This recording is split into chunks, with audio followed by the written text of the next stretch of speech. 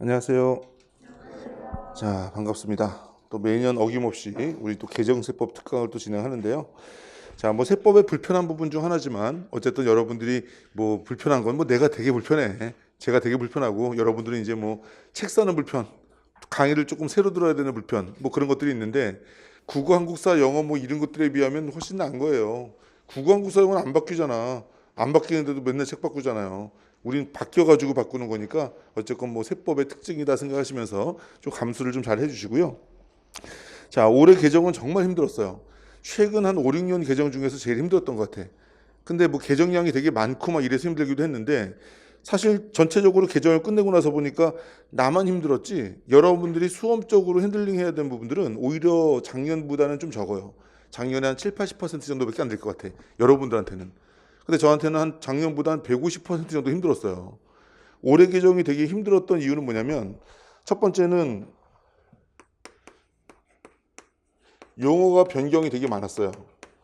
가지고 뭐 용어가 다 거기서 거기로 바뀌는 건데 뭐 국민이 뭐 조금 더 알기 쉬운 세법의 문제 모토로 조금 그 개정을 하다 보니까 뭐 여러분들 뭐 뒤에서 보겠지만은 뭐 체납 처분비가 뭐 강제징수비로 바뀌고 납세고지서가 납부고지서로 바뀌고 야, 2019년도에서 20년 넘어갈 때도 가산금 없애느라고 진짜 개고생했는데 올해도 또 아직까지도 여기저기 체납 처분비 남아 있고 막 그럴 거야 아마. 그 뭐 짧은 시간 내에 빨리 책을 좀 내야 되는 그 상황 때문에 그런 부분이 조금 섞여 있으면 어쨌건 여러분들이 뭐 식별 못할 건 아니니까 저한테 신고 좀 많이 해주길 바라고요. 용어 변경이 돼가지고 이것 때문에 뭐 개정 작업이 의미 없이 좀 많이 힘들었고, 자, 두 번째 힘들었던 건 뭐냐면 국세징수법. 국세징수법이 전면 개정됐어요. 전부 다 바뀌었어. 올해 그래서 국세징수법하고 국제조세 조정에 관한 법률 이 두 가지가 전면 개정됐는데 어쨌건 실질적인 내용이 바뀐 것도 꽤 있어요. 그런데 뭐 사실상 그동안 너무 오랫동안 국세징수법이 누더기처럼 구조가 바뀌지 않은 상태에서 계속 더덕더덕 징수의 환경이 바뀌는 것들을 반영하다 보니까 세법이 너무 누더기가 됐다. 그래가지고 그것을 정비하는 개념, 그리고 국민들이 조금 납득하기 힘든 용어들을 조금 국민들이 알 수 있는 용어로 뭐 혼란을 방지한다는데 난 더 혼란스럽더라고. 어쨌든 간에 그런 부분들 때문에 국세징수법이 전면 개정돼가지고 이전의 체계와 거의 8, 90%는 같아요. 나머지 10%에 없던 내용들이 나오고 또 예전에 입법 규정이 아닌 통치 규정들이 상향 입법돼가지고 시행령 법률로 들어오고 뭐 이런 것들이 좀 있었는데 어쨌건 뭐 얘네들이 뭐 전면 개정됐다 그래서 여러분들이 뭐 수험상 그렇게 어려워진 건 없고 몇 가지 특이하게 바뀐 부분만 조금 위주로 정리해 주시면 이전 공부 잘 돼 있었다면 크게 혼란은 없을 거예요. 그리고 난 이게 제일 힘들었어. 이게 뭐냐면요.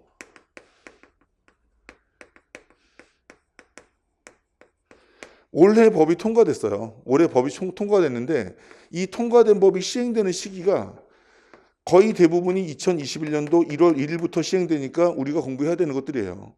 그런데 이 부동산 관련된 것들은 2021년도 6월 1일부터 시행되는 게 있고 2021년도 7월 1일부터 시행되는 게 있고 특히 부가가치세, 그리고 2022년도 1월 1일부터 시행되는 게 있고 2023년도 1월 1일부터 시행되는 금융투자소득이라 그래서 2023년 전에 무조건 붙어야 돼.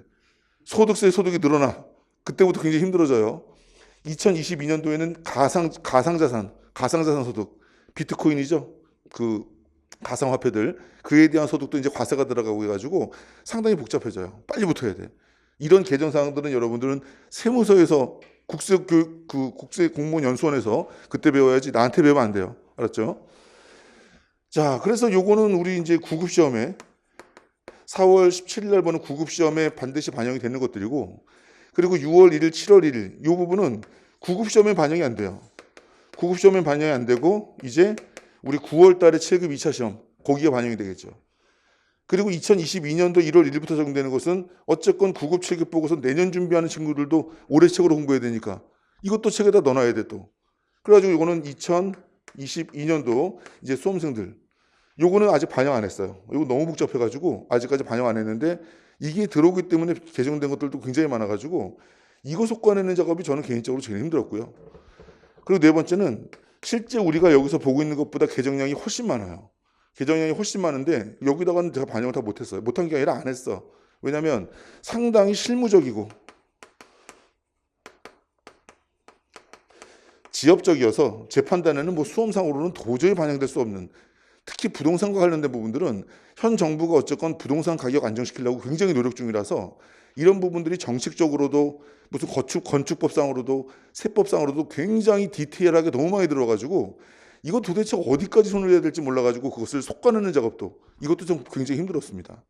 어쨌건 올해 개정에서 굉장히 힘들었던 것들이 이런 것들인데 여러분들이 조금 신경 써야 될 것들은 요거 그냥 이해하시면 되고 요거는 그냥 전체적으로 한 바퀴 다시 한번 돌리시면 되고 그리고 요 부분은 여기까지만 신경 쓰면 되고 요 표시 나 있는 것은 구급 때는 신경 쓰지 않아도 된다. 부가가치세 같은 경우는 이따가 개정세법 공부하면서 요 부분을 조금 다루긴 할 거예요. 근데 그렇게 바뀌었다라고 그냥 편안하게 들어둔 다음에 나중에 이제 7급 준비하는 친구들은 그때 반영하시면 되고 9급 준비할 때는 여기까지만 반영하면 돼요. 국세임에도 불구하고 부동산과 관련된 세제들은 이 6월 1일이 언제야? 왜 6월 1일부터 시행을 할까? 종합부동산세하고 지방세법상 재산세도 엄청나게 이제 중과를 하기 시작하거든요. 그래서 그 6월 1일이 종합부동산세와 재산세의 과세기준일이죠. 그거랑 똑같이 시행을 하려고 이때부터 맞춰놓은 거예요. 그래서 양도소득세에서도 이때부터 적용되는 것들이 꽤 많다. 상증세에서도 꽤 많고. 그래서 어쨌건 뭐 대대적으로 부동산을 잡겠다라는 의지가 세법에 굉장히 많이 들어와 있는데 그 중에서 우리 시험과 관련돼 가지고 크게 특출난 것들은 많지 않으니까 수험과 관련된 범위 내에서 한번 정리를 해보도록 하겠습니다. 자, 우린 오늘 국세기본법, 국세징수법, 부가, 법인, 소득 이렇게 5가지에 대해서 할 것이고요. 상증세하고 종부세는요. 이제 뭐 개정세법 특강은 옛날에 이랬는데 이렇게 바뀌었다라고 그래야 되는데 여러분들은 모르잖아, 옛날 걸. 그럼 개정세법 특강이 아니라 그냥 세법 특강이 돼버려요. 그래서 상증세는 우리 다음 주 일요일 맞죠? 14일 날, 2월 14일 날 특강할 것이고 그리고 합병, 분할, 연결, 종부는 얘들은 이제 21일 날, 일요일 날 그때 특강을 할 거니까 이제 그때 그냥 세법 특강이다라고 생각하시면서 개정된 내용 전혀 고려하지 말고 그냥 그때 배워야 할 내용 정도 배워서 이제 시험에 임하시면 될 겁니다. 자, 그래서 뭐 대충 작년에 4시간 해가지고 또 역시 모자랐기 때문에 올해는 5시간 잡았는데 이런 말 참 성급한 말일 수도 있지만 7시 전에 끝낼 거예요. 진짜 강력한 의지를 가지고 7시 전에 끝내고 우리한테 수험상 벗어난 부분들은 과감하게 잘라서 우리가 알아야 될 부분만 여러분들한테 표시해드리고 설명을 할 테니까 그 내용 잘 체크하면서 따라와 주시기 바래요. 그리고 가급적이면은 여러분들 옆에 여러분들 다이어트 세법이든 뭐든 이론서 하나 갖다 놓으세요. 이론서 하나 갖다 놓으시는 이유가 뭐냐면 이론서에다가 체크하라는 얘기가 아니라 다시 말하지만 뭐 상증세, 종부세만 여러분들이 기존 거 모르는 거 아니잖아? 자신 있어요? 법인세, 소득세, 부가가치세? 잘 몰라요, 아직. 그래서 아직까지 세팅되지 않은 상태에서 여기에 요걸로 바뀌었다라고 얘기하는데 요걸 모를 수가 있단 말이죠. 그래서 지금 만약에 책 가져왔으면 옆에다 두고 기존 내용 얘기할 때 그 부분 펴서 아, 요거였구나 라고 한번 체크하고 개정된 내용을 보는 것도 어쨌건 뭐 수험 효율성상 좋을 테니까 뭐 여기 있는 친구들은 뭐 안 가져왔으면 할 수 없고 우리 동영상 듣는 친구들은 반드시 기본서 옆에다 둔 다음에 그 부분에 대해서 기존 내용 모르면 그 내용 한번 확인하고 개정된 내용을 듣는 걸로 그렇게 가야지 훨씬 더 효과적일 겁니다.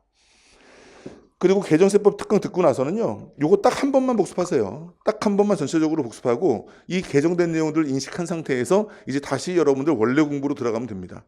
이거는 우리가 올해 개정된 내용들을 전후로 그냥 쫙 한번 정리하면서 우리의 기존 지식과 왜 바뀌었는지에 대한 이해를 조금 포괄적으로 하면서 개정된 내용들을 소개하는 시간이니까 여러분들이 전체적으로 이걸 기준으로 뭐 기존 교재에다가 반영해?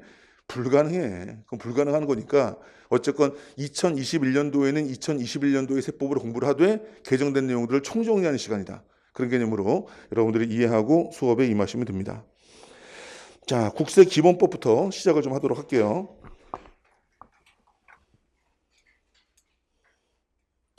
자, 첫 번째 국세기본법하고 국세징수법하고 이게 조문들을 조금 바꿔치기를 좀 많이 했어요. 그래서 뭐 양도담보 규정은 물적납세 의무라는 기본적인 사항이 국세기본법에 있었는데 또 국세징수법에서는 양도담보권자들에게 징수를 하는 규정이 또 별도로 있어가지고요. 얘들을 통합해가지고 국세기본법으로 다 옮겨놨어요. 알겠죠? 그래서 뭐 양도담보권자에 대한 물적납세 의무의 기본적 스토리 그리고 만약에 이러한 양도담보권에 대해서 양도담보권자가 납부 통지서인데 이제는 납부 고지서로 바뀌었죠. 납부 고지서 바꾸나 가지고 채무 불이행이 확정되어서 그 양도담보재산이 채무변제 충당됐을 때 어떻게 할 거냐라는 세부 규정들이 전부 다 여기 국징법에 있었는데 이것이 국세기본법으로 이관되고 양도담보권자에게는 독촉 절차 없이 과거의 납부 통지 절차 없이 이제 그대로 압류를 행한다. 이런 내용들이 국징법에서 국기법으로 이렇게 이관됐다라고 생각하시면 되겠고, 자, 그다음에 요 송달지연시 지정납부기한 등의 연장은요, 얘는 아예 얘의 본체인 납부기한 자체가 우리 국세기본법에 있었던 천재 등으로 인한 기한 연장 사유에 신고, 납부, 신청, 청구, 제출 이런 6가지 기한들이 연장되는 건데 그 기한 중에서 납부기한이 제일 복잡했잖아요. 납부기한이 어차피 돈 내는 기한인데 국세징수법에 또 돈 내는 징수기한이 별도로 있는데 얘들이 좀 밸런스가 안 맞아. 규정이 미세하게 사유라든지 절차들이 조금 달라요. 똑같이 돈 내는 거 연장시켜주는 건데 왜 각각 다른 법에서 다른 표현 쓰고 있느냐. 얘네를 통일화시켜라 해서 국세기본법의 납부기한 연장만 국세징수법으로 이관되다 보니까 여기에 딸린 식구인 송달지연으로 인한 납부기한 연장도 같이 국세징수법으로 이관되게 됐습니다.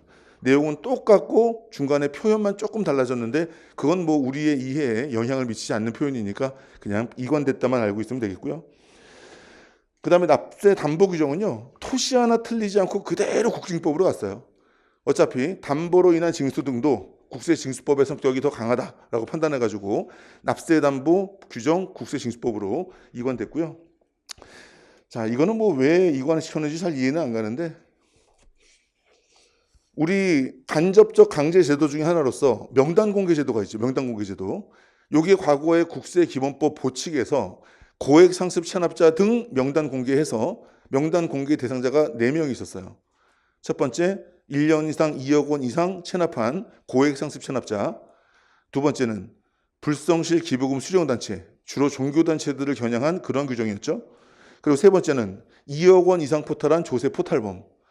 네 번째는 해외 금융자산 5억 원 넘어가면 신고해야 되는데 그거 신고 안 한 놈이 신고 안 한 걸 넘어서가지고 50억 원을 초과한 금액을 신고하지 않은 거. 그 4자가 명단 공개 대상자였는데 그 중에서 첫 번째인 고액 상습 체납자만 또 국세징수법으로 이관이 됐어요. 그래서 지금은 국세기본법 보칙에는 이제 3가지만 남아서 이제 그 규정의 이름이 불성실 기부금 수령 단체 등 명단 공개로 바뀌고 이제 얘는 국세징수법의 간접적 강제제도 파트에 이제 맨 마지막 규정으로 이제 그렇게 들어오게 됐어요. 자, 그런 이관이 있으면서 살짝 내용이 바뀌었는데 그 살짝 내용이 바뀐 것은 이따 뒤에서 설명드리도록 하고요. 자, 그 다음에 여러분들 이 개정세법 검토할 때 나중에 제가 일일이 다 말하지 못하는 부분도 있을 거예요. 거의 대부분 말할 텐데 언제부터 시행이 됐는지 이거 항상 체크하세요. 그래서 2021년도 1월 1일 이후부터 적용되는 것만 우리는 구급에 대비한다. 자, 그래서 아까 말한 것처럼 이제 고지된 국세 등의 징수 유예를 납부기한 연장과 이제 통합해서 규정을 한 거예요. 여러분들이 이거 통합되기 전에 작년까지 의외로 질문을 굉장히 많이 했던 것 중에 하나입니다. 또 여러분들이 질문 안 하면 내가 수업 시간에 여러분한테 되묻기도 해. 그러면 국세기본법상 납부기한 연장도 돈 내는 거 연장해 주는 거고 국세징수법상 징수하는 기간 연장해 주는 것도 돈 내는 기간 연장해 주는데 이게 뭐가 다르다고 양법에 있느냐? 내가 오히려 여러분들한테 질문하기도 해.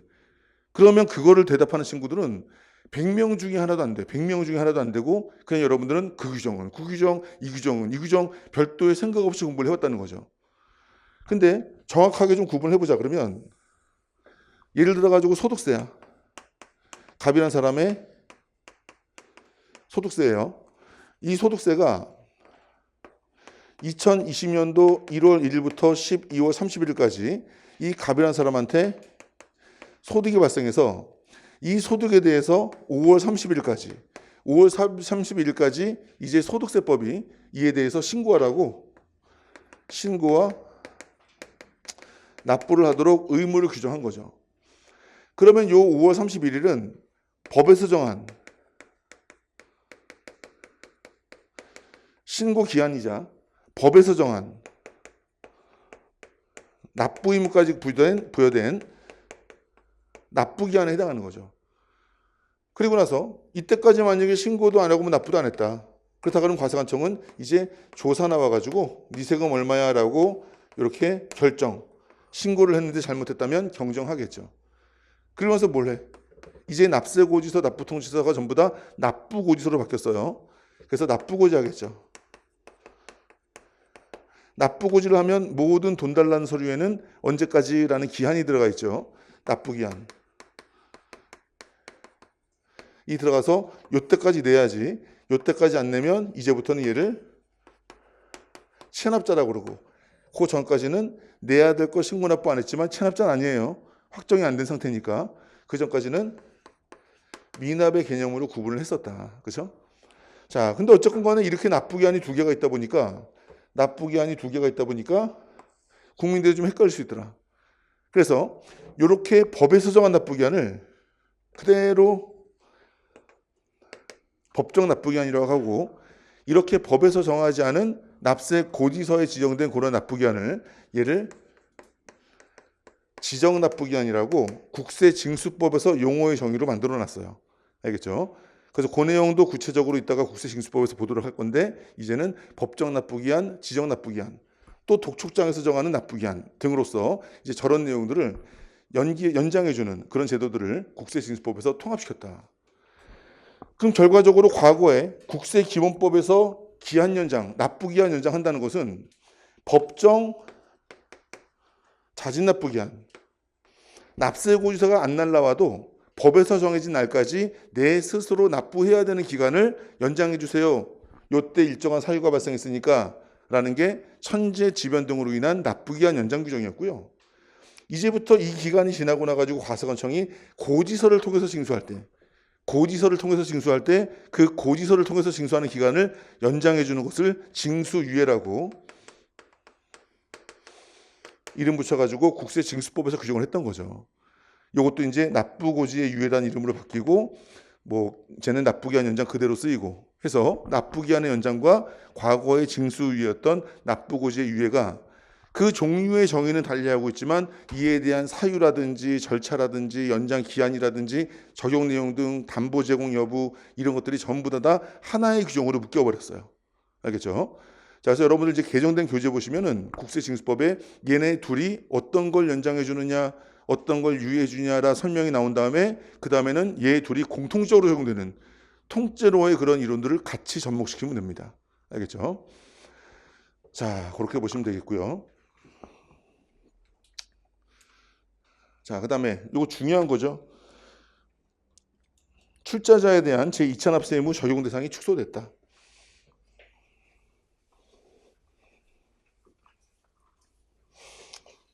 출자자에 대한 제2차 납세 의무는 뭐예요? 법인이 있고 그 법인에 출자자가 있는데, 이 출자자가 예를 들어서 이 법인한테 60% 정도 출자를 했어요. 60% 정도 출자를 했는데 이 법인이 만약에 납세 의무가 있었는데 이 납세 의무를 이행하지 못하고 법인의 재산으로서 징수 부족액이 발생했어요. 그러면 원칙적인 주된 납세 의무자는 법인이지만 법인이 이행하지 못한 납세 의무에 대해서 누가 2차적 책임을 지라는 거예요. 이 출자자들한테 얘가 이행하지 못한 책임에 대해서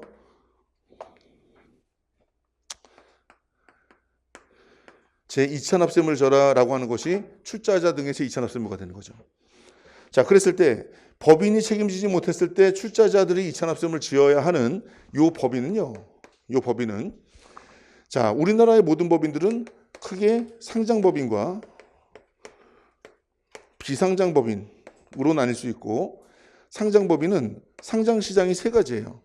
물론 뭐 프리보드 시장 뭐 이래서 뭐 비상장 법인들의 상장 시장이 뭐 있고 막 그러는데 그런 것들은 뭐 무시하시고, 유가증권 시장, 요게 코스피고, 그 다음에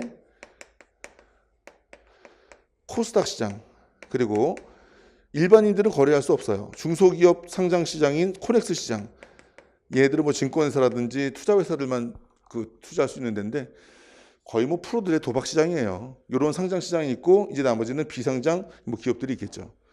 그랬을 때 개정 전에는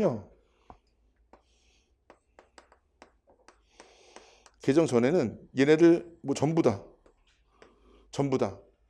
이 법인이 유가증권시장 상장법인이든 코스닥 시장 상장법인이든 뭐든 간에 모든 법인이 납세 의무를 이행하지 못했을 때 그에 해당되는 출자자들은 이차납세의무를 다 졌단 말이죠. 그런데 2015년도인가? 2015년도 이전까지는 유가증권시장 상장법인만 얘만 이차납세 의무가 없는 법인이었어요. 그런데 2015년도에 개정돼 가지고 그런 구분 두지 말자. 세금 모자라 죽겠으니까 이것저것 거둘 수 있는 건 다 걷자 해가지고 이게 그때 포함됐거든요. 근데 요번에 개정된 거죠. 요번에 개정되어서 이제 유가증권시장 상장법인과 코스닥 시장 상장법인은 이 법인이 납세 의무 이행하지 못한 것을 출자자가 이차 납세 의무 지지 않습니다. 알겠죠? 그러면 코넥스 시장과 비상장 법인이 출자자들만, 코넥스 시장의 상장법인과 비상장 법인의 출자자들만 그 법인이 이행하지 못한 납세 의무에 대해서 2차적으로 책임을 진다는 거예요. 알겠죠? 그래서 출자자의 2차 납세 의무에 대해서 그 대상 범위를 축소시켰다. 요 아래로. 알겠죠? 그런 규정이 있었다.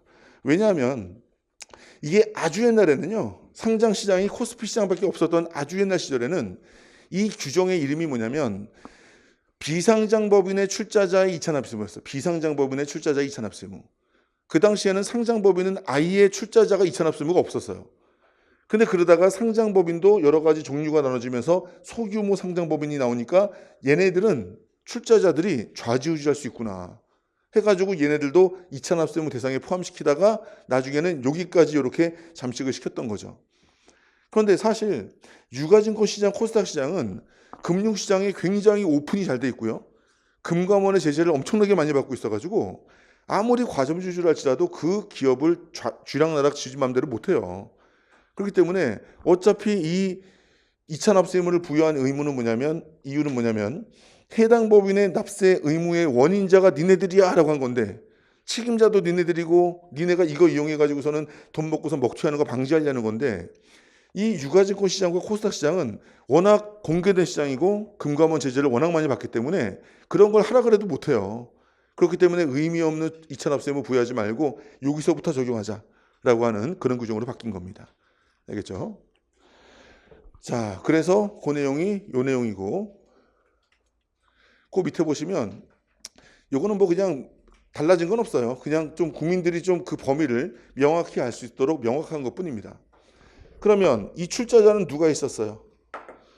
이 출자자는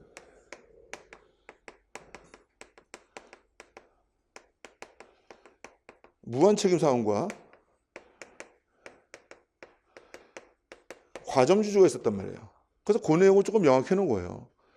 근데 이 무한책임사원은요, 상법상 회사가 5가지가 있어요. 원래 4가지인데 약간 변형된 게 하나 한 2, 3년 전에 추가가 돼가지고 지금 현재 상법상 회사가 5가지가 있어요. 첫 번째는 함령회사, 두 번째는 합자회사, 세 번째는 유한회사, 네 번째는 주식회사. 그리고 유한회사랑 주식회사 사이에 한 3, 4년 전에 새로운 게 하나 들어왔는데 이제 그게 뭐냐면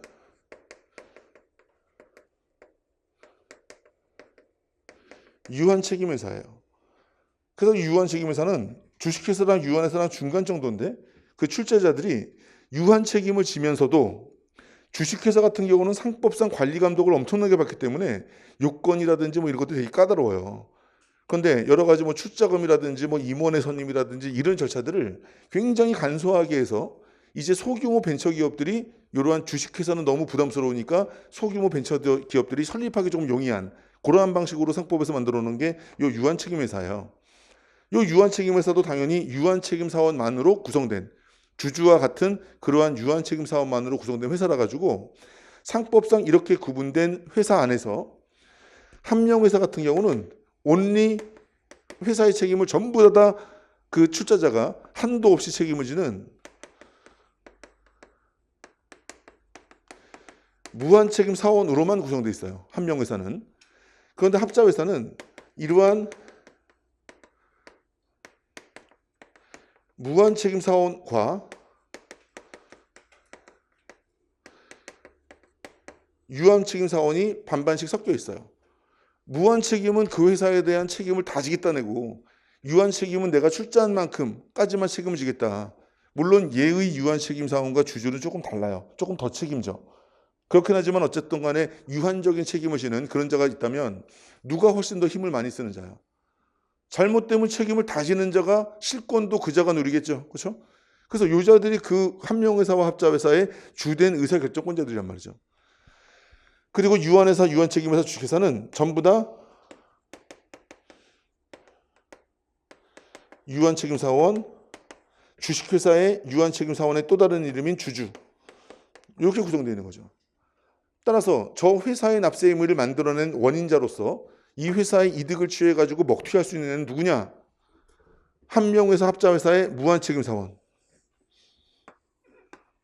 그리고 유한회사, 유한책임회사, 주식회사, 합자회사의 요 유한책임사원 또는 주주는 무한책임사원처럼 실권을 휘두른 건 아니지만 얘네들은 유한책임이지만 만약에 지분 비율이 50%를 초과한다면 아무리 유한책임사원이라 할지라도 그 절반이 넘는 지분율 가지고 회사를 쥐락나락할 수 있으니까 니네들 같은 경우는 50%를 초과하며 플러스 그 회사에 대해서 실질적인 경영권을 지배적인 경영권을 이제 확보할 수 있는 이제 그런 자들을 얘네들로 해가지고 얘네들한테 책임을 지우게 만든 거예요. 알겠죠? 예전에 이렇게만 말했던 것들을 이제 구체적으로 회사의 이름을 언급하면서 이런 회사의 이런 사원들이라고 이제 구체화해 놓은 그런 내용이다라고 보시면 돼요. 그래서 이거 읽어보시면 간단하게 나와 있지만 요게 저 얘기예요.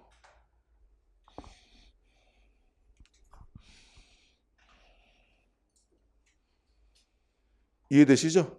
그 다음에 예전에도 지금도 뭐 지분율 합계 50% 초과야 이상이 아니라 지분 비율 합계 50% 이상이에요. 얘는 어느 한 주주, 어느 한 유한책임사원의 지분율을 말하는 게 아니라 주주 또는 유한책임사원 1인과 그들의 특수관계인과의 지분 비율 합계액을 기준으로 50% 초과 여부를 따지고요. 예전에는 그 권리를 실질적으로 행사하는 자들이라고 해놓으니까 이 표현이 참 애매했던 거야. 제가 심화 수업 때 가끔씩 말씀드리는 게 뭐냐면 회장님이 있어요. 회장님이 있고 사모님이 있어. 아들내미가 있고 이 회장님과 사모님이 결혼을 엄청 반대했던 며느리가 하나 있어.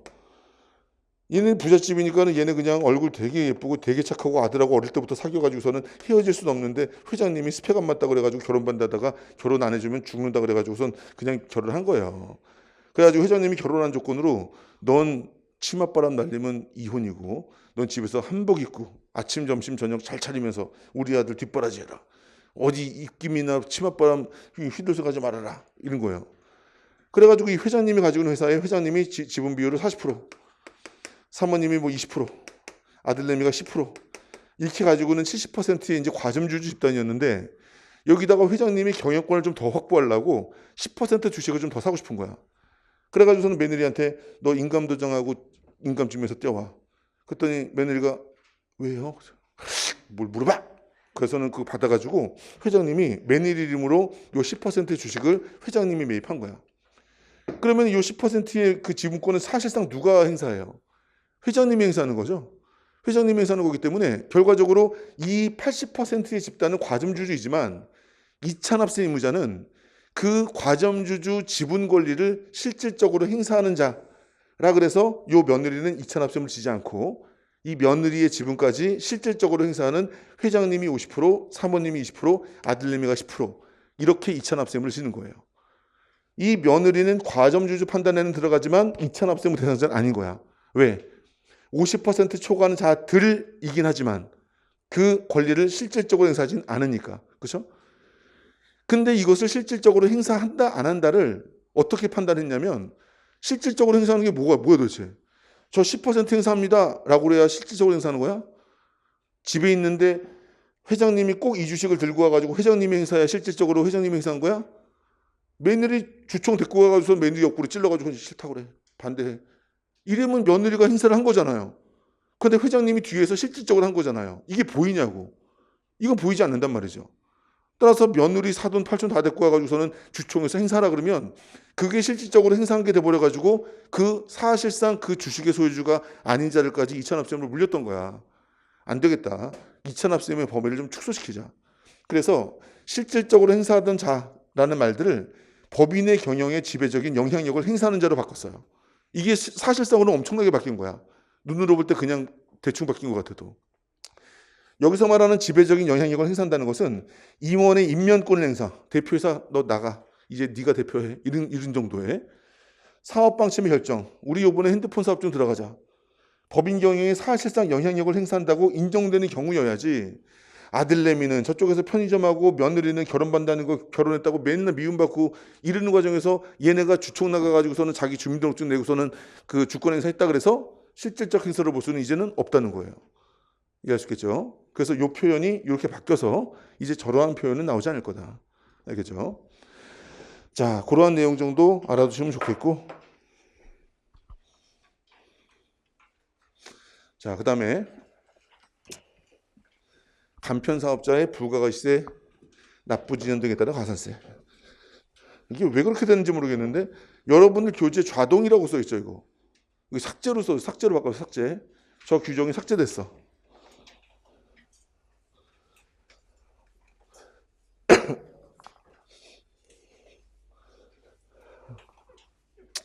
여러분들이 배웠는지 모르겠는데 우리 부가가치세법에 전자적 용역에 대한 간편사업자 등록 특례라고 있어요. 전자적 용역에 대한 간편사업자 등록 특례. 그게 뭐냐면 예를 들어서 여러분들 스마트폰이라든지 PC 같은데 여러분들 앱 이용 많이 하잖아요. 앱 이용. 그렇죠? 저도 이제 무식했다가 요새 조금씩 필요한 앱들 뭐 구입도 하고 뭐 공짜 앱도 쓰기도 하고 그러는데 이제 이것도 굉장히 보편화돼 가지고 제가 스마트폰을 쓰기 시작했던 시절이 제가 좀 늦게 썼어요. 2011년도인가 12년도인가 나 그때부터 썼어. 그러니까는 내가 한 2, 3년 이후부터 썼으니까 2000년도 후반 때부터 아마 스마트폰이 그때부터 아마 나오기 시작했을 거예요. 보급됐을 거예요. 그러니까 그때 초창기에는 모든 앱들이 무료였지 누가 유료 앱을 써. 근데 이제는 무료 앱은 정말 허접하게 그냥 소개만 하는 거지 사실 기능성으로 조금 쓸 수 있는 것들은 대부분 다 지금 다 유료로 써야 되는 거죠. 또 다 영어로 돼 있어가지고서 무료로 쓰다가 뭐 하나 잘못 누르면 막 결제돼가지고 몇 달러 막 결제되고 막 그래. 깜짝 놀래. 영어로 써 있어가지고 잘 못 읽지도 못하겠고. 그래서 어쨌든 간에 앱이 점점 유료화 될 거예요. 앞으로도. 이제 엔간한 앱이라든지 게임이라든지 이런 것들도 진짜 내가 지금 우리 집사람 몰래 내 아들내미 게임 그 현질 해주는 것만 해도 초등학교 3학년인데 난 진짜 현질 해줄 생각이 없어요. 근데 친구 넷이서 오락을 같이 하는데 딴 애들은 아빠가 현질을 해주나 봐. 그래서 현질러래 현질러. 그래서 이 게임은 현질을 안 하면 도저히 그 단계를 깰 수가 없나 봐. 그래서 우는데 어떻게 해? 그 눈물에 내가 얘 한 달에 게임 현질을 내가 한 6만 원에서 10만 원 정도 해주는 것 같아. 야, 그 돈이면 진짜 그 엄마가 알면 다 이혼이야 이혼. 현질이 문제가 아니라 게임도 못하게 하는데 뒤에서 얘가 나한테 갑자기 문자 보내요. 아빠 사랑해요. 왜 사랑해? 지금 현질해도 돼. 뭐 이거 해. 어쨌건 그거 하면 뭐 나중에 뽀뽀도 해주고 깨어나주기도 하고 하니까 어쨌건 그 맛에 하긴 하는데 걔도 그렇게 많이 하니까 지금 앱 이용이 점점 유료화되고 이제 굉장히 향후에 실물 시장보다 훨씬 더 커지는 이제 그런 시장이 될 거예요. 그럼 이 앱 같은 경우는 누군가 앱을 개발해가지고서는 앱이 생겼으니까 우리가 그걸 이용하는 거잖아요.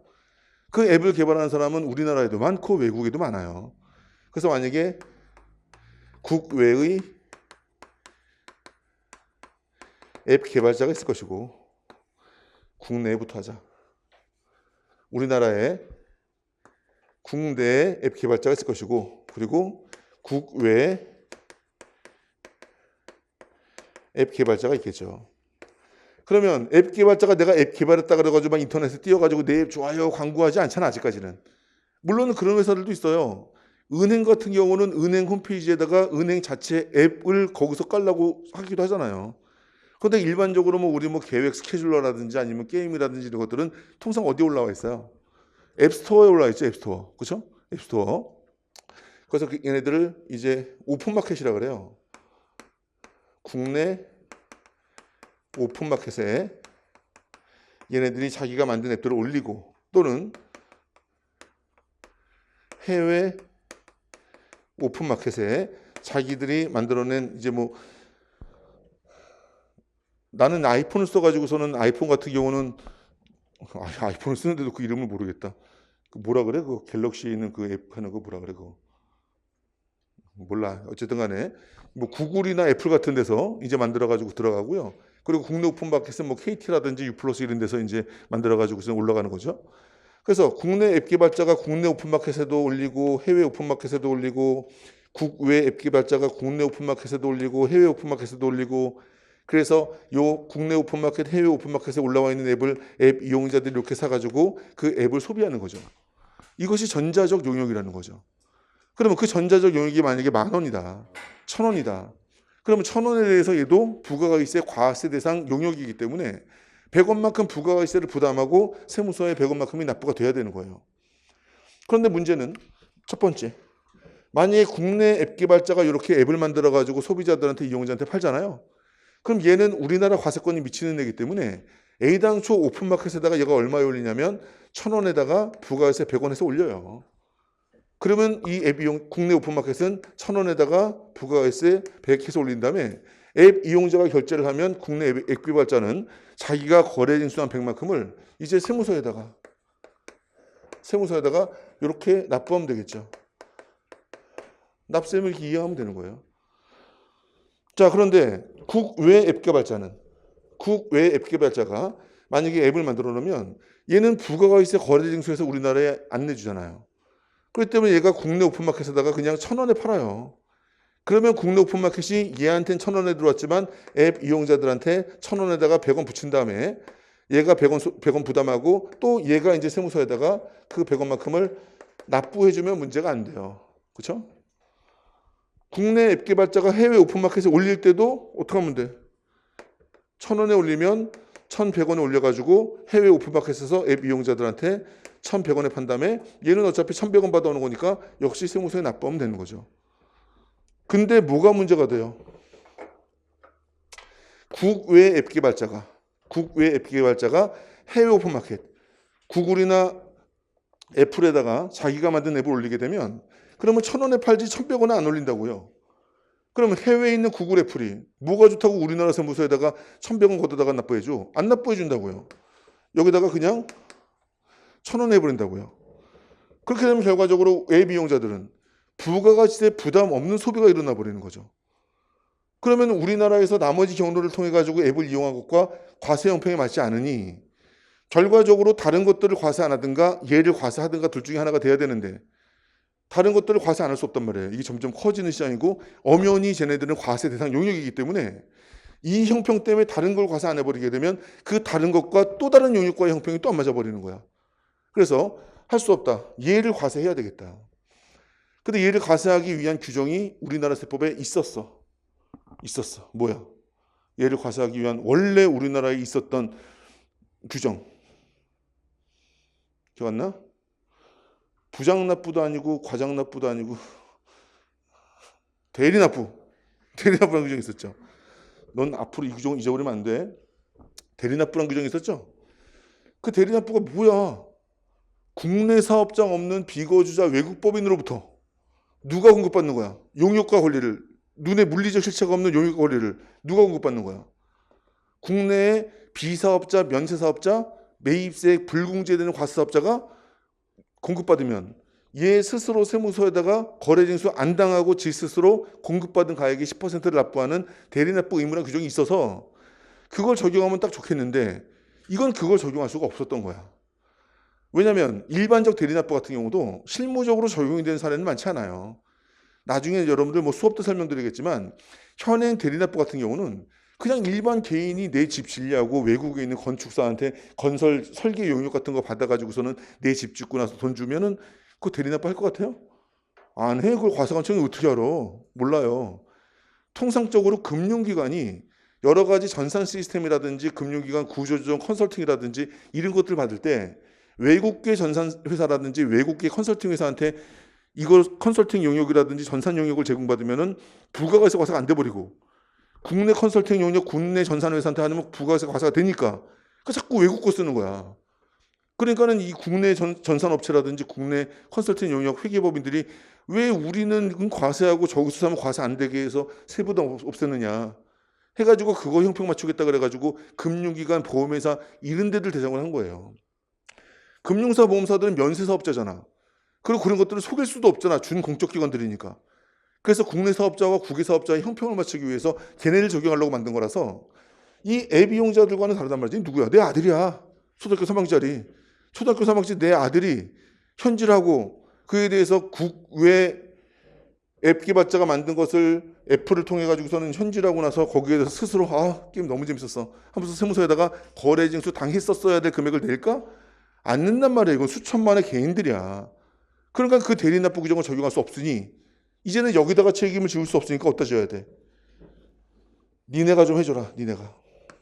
그래서 외국에 있는 애여서 우리나라에 과세권이 미치지 않지만 아주 예외적인 특수한 규정을 만들어서 이 경우에는 니네들도 굳이 뭐 우리나라 뭐 마포세무서에 비행기 타고 와가지고선 사업자 등록 안 해도 되고 인터넷을 통해 가지고 간편 사업자 등록만 하면 돼. 온라인으로.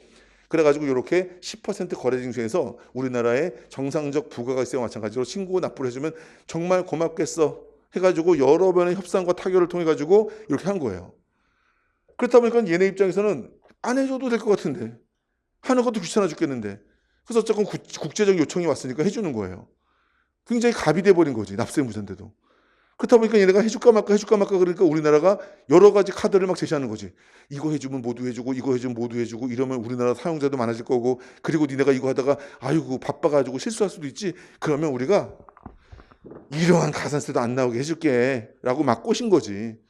막 꼬셔가지고 그래? 뭐 의무 불이행에도 가산세도 없고 이러면 우리 뭐 이용자들 많아지고 오케이 그렇게 하자라고 한 거예요.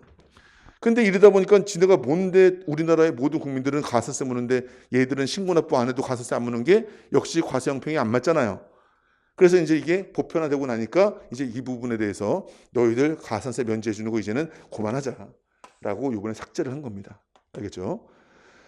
그래서 간편 사업자에 대한 국내의 전자적 용역을 공급하는 비거주자 외국법인들은 원래 간편 사업자 등록하고 부가가세 신고 납부할 의무가 있는데 신고 납부를 안 하더라도 신고 불성실 납부 지연 가산세 물지 않았단 말이에요.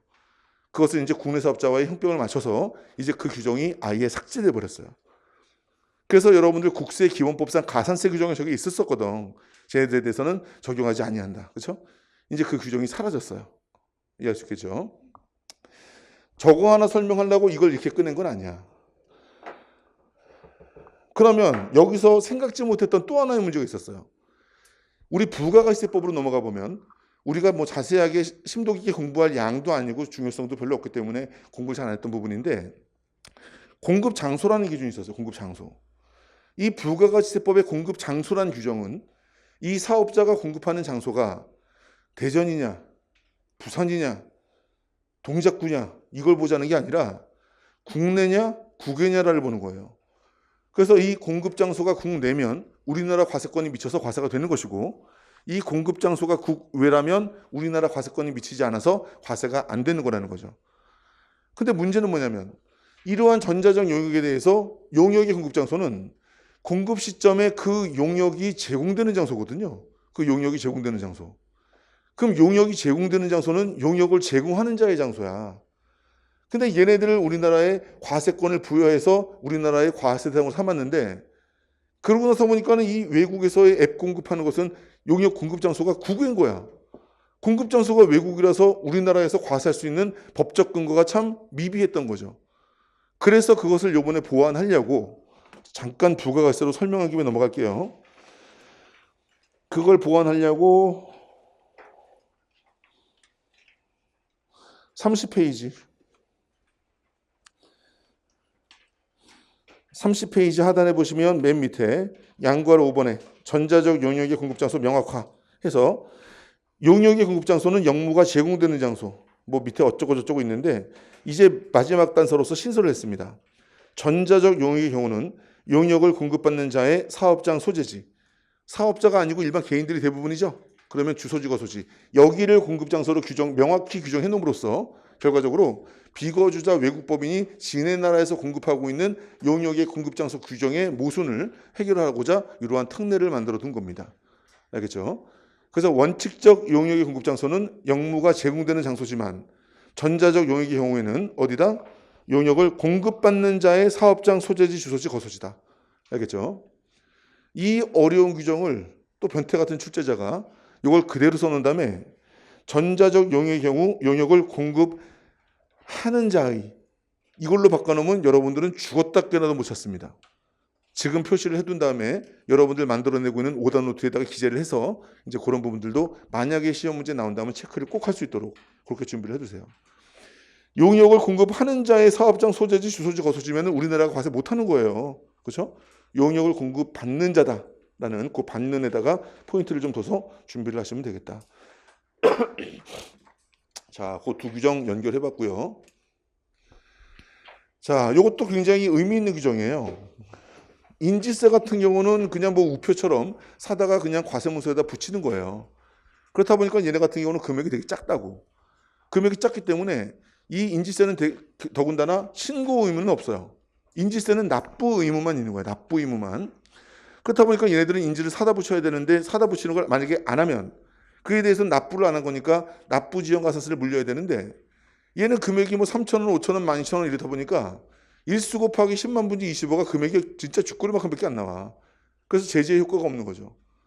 그래서 납부불성시 가산세임에도 불구하고 마치 가산세의 구조가 신고불성시 같은 느낌의 곱하기 300%의 그러한 가산세를 물려왔죠. 그런데 납부지연가산세라는 것은 10만 분지 25라는 게 언제 내느냐에 따라서 납부 의무 불이행의 무게를 달리하겠다라는 거거든.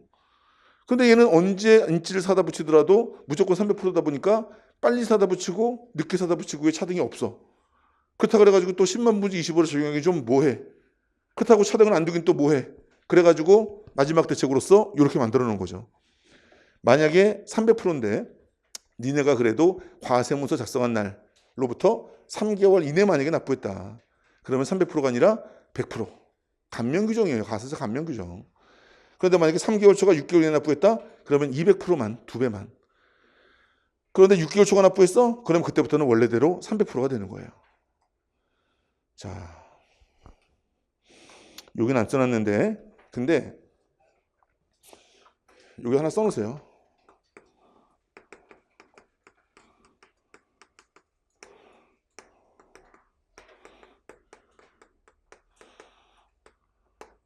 경정 결정이 있을 것을 미리 알고 그랬어.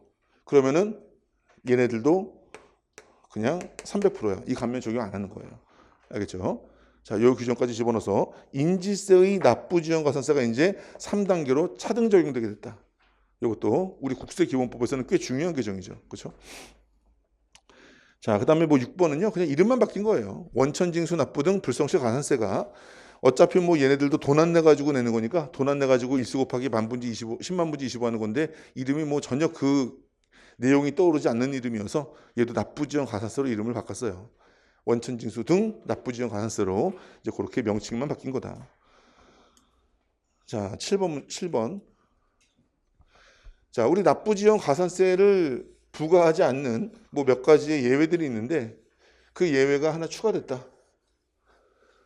자, 결과적으로 가산세를 부과하지 않는다라는 것은 의무 불이행이 있어서 가산세를 부과해야 되는데 그 의무 불이행이 납세자 규칙이 없으니까 원래는 잘못한 거지만 가산세는 안 걷겠다. 그런 얘기가 되는 거죠. 그렇죠? 그러면 그 사유가 또 하나 추가됐다는 것은 이제 다른 법에 이 내용이 있었음에도 불구하고 국기법이 미처 반영하지 못했다는 거예요. 요 사유였죠. 자, 요 사유는 어떤 사유로 보시면 되냐면요. 상속세 및 증여세법에는 조금 희한한 규정이 하나 있어요. 예를 들어가지고 여러분들이 이렇게 아버지로부터 증여받았어. 또는 상속받았어. 그러면은 요때로 가죠. 요때 증여 또는 상속받았단 말이죠. 그럼 증여 상속받았으면은 요 증여 상속받았을 때 상속 증여받은 날 기준으로 이 재산을 평가해야 되는 거예요. 이날을 평가 기준이라고 그래. 평가 기준.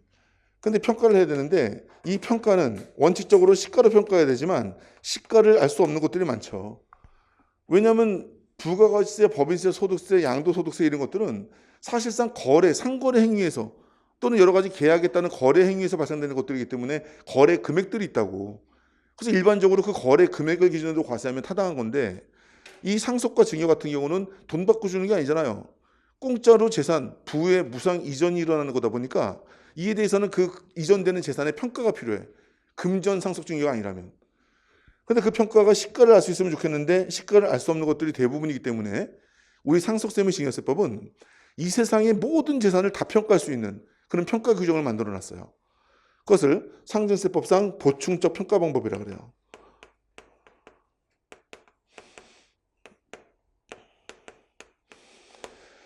자, 그래서 만약에 이렇게 평가 기준을 현재 상속 증여받은 날 현재 예를 들어 가지고 토지를 받았다. 토지를 받았는데 토지의 시가를 몰라. 그래 가지고 보충적 평가 금액으로 토지의 시가가 예를 들어 가지고 3억인데 보충적 평가 금액으로 평가를 하다 보니까 이게 얼마가 나왔냐면 1억이 나왔어요. 왜냐하면 토지 같은 경우는 보충적 평가 방법이 개별 공시지가거든. 개별 공시지가. 여러분들 집이 소지하는 땅이 얼마인지 한번 동네 부동산 가서 물어보세요. 그 얼마라고 할 거야. 그리고 나서 여러분들 시군구 가가지고선 개별 공시지가 열람 한번 눌러보세요. 그러면 그게 매년마다 이 땅을 어떻게 평가하는지가 매년마다 달라지는 금액이 나올 거예요. 옛날부터 지금까지. 그럼 지금 현재의 개별 공시지가랑 현재 부동산 가서 물어본 시가랑 아마 서울이라 그래도 못 잡아도 절반, 이 2배 차이 정도 날 거야 아마. 개별 공시지가는 시가보다 현저하게 낮은 금액으로 깔려 있어요. 아파트 같은 것에 대한 공시가격은 거의 뭐 시가의 한 7, 80% 이상으로 현실화되어 있는데 토지 같은 경우는 그게 현실화가 잘 안 돼 있어.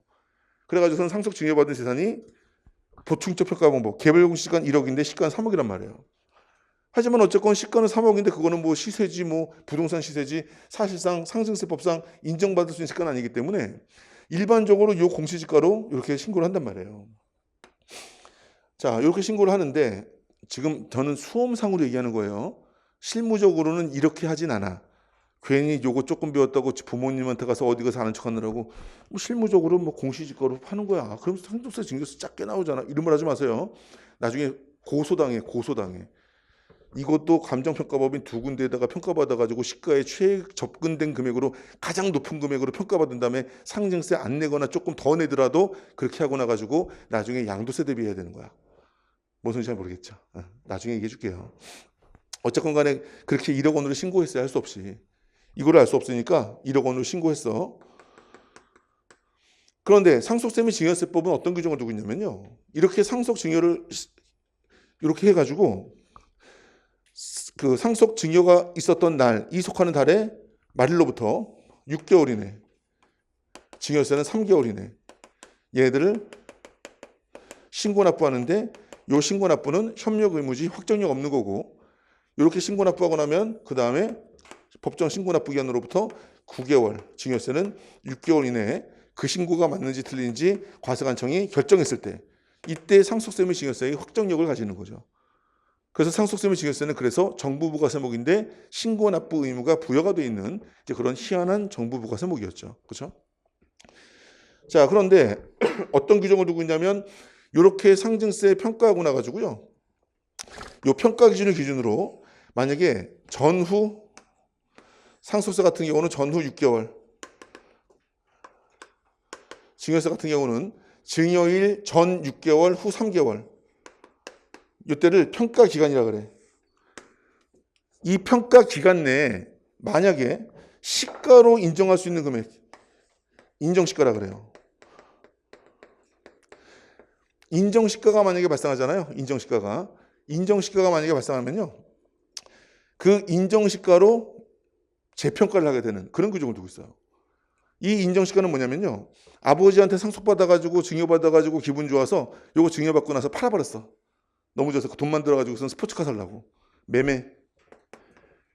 또는 아버지가 이 재산 나 죽기 전에 팔아버리면 너 호적에서 파버린다 그래가지고 돈은 필요한데 팔지 못하게 하니까 은행 가서 대출 받았어.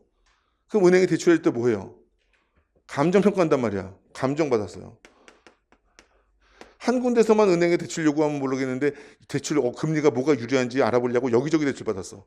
2개 이상 감정기관으로부터 감정이 된 거지. 또는 이 지역이 재개발된다 그래가지고 수용됐어. 또는 그 사이에 사고 쳐가지고요. 얘를 강제 공매됐어요. 그러면 이 당시에는 시가를 몰라가지고서는 이에 대해서는 할 수 없이 개별공시가 적용됐는데 그 이후에 이런 인정시가가 발생되면 이 시가가 만약에 3억으로 나왔다 그러면 이것을 여기다 적용돼 가지고 증여가액, 상속가액을 재평가한단 말이죠. 그러면 당초 신고했던 1억 원에 대한 세액보다 덜 3억 원의 세액으로 신고했었어야 되는 거니까 초과납부세액이 발생해 버리는 거죠. 그럼 거기에 대해서 그만큼 덜 낸 것에 대한 납부지원가세가 나올 거잖아. 그렇죠? 하지만 그 납부지원가세는 이 사람 입장에서는 상속 증여 당시에는 알 수 있었어, 없었어? 없었던 거예요. 나중에 그렇게 증액된 사유가 납세자에게 규칙이 없는 사유이기 때문에 이러한 수용, 매매, 감정평가, 공매 등으로 발생해서 이런 평가심의위원회의 심의에 따라서 상속재산 또는 증여재산을 평가해서 그것이 결정정정됐다면 이에 대해서는 추가적인 납부지원가세는 물리지 않겠다라는 얘기입니다. 알겠죠? 자, 그 사유가 추가가 됐고 이 표현이 그런 내용이다라는 것을 잘 기억을 하시면 되겠고, 자, 그 다음에 8번 실손의료보험금에 대한 의료비세액공제 수정신고 시 가산세 면제 사유가 또 추가됐어요.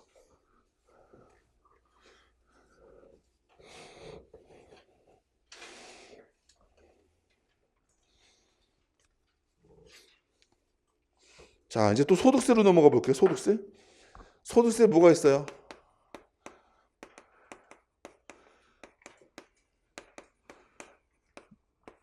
의료비세액공제라는 게 있죠. 의료비세액공제는 뭐예요? 이제 내가 소득이 발생해서 종합소득세 신고해야 되는데 만약에 본인 또는 부양가족에게 의료비가 지출된 게 있다면 세 가지로 나누죠. 첫 번째, 난임 시술비. 두 번째, 저는 그냥 저 혼자 쓰는 말이에요. 특정 의료비. 본인, 장애인, 65세 이상자 또는 중증 환자, 뭐 결핵 환자 이런 자들에 대한 의료비. 그리고 세 번째, 기타 의료비 해가지고 얘네들은 한도 15%고 얘들은 아니 한도가 아니라 세액공제율 15%고 얘들은 세액공제율 20% 해가지고 이렇게 의료비 세액공제 해주잖아요. 세액공제 해주는 만큼 그만큼 세금이 줄어드는 거죠. 근데 만약에 내가 의료비를 지출을 200만 원 했어. 근데 만약에 내가 그래도 그 실손보험 가입해가지고요. 그 실비보험 가입해가지고 200만 원 만약에 받았어. 또는 200만 원 중에서 100만 원만큼을 보험사로부터 받았어. 병원 영수증 첨부해가지고. 그러면 내가 200만 원을 의료비 지출했는데 100만 원만큼 보험사로부터 보험금 받았다면 실제 내가 공제받아야 되는 의료비는 얼마야?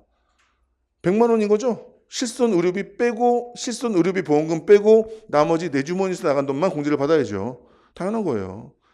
그래서 이 의료비세 공제 규정에 써 있는 거예요.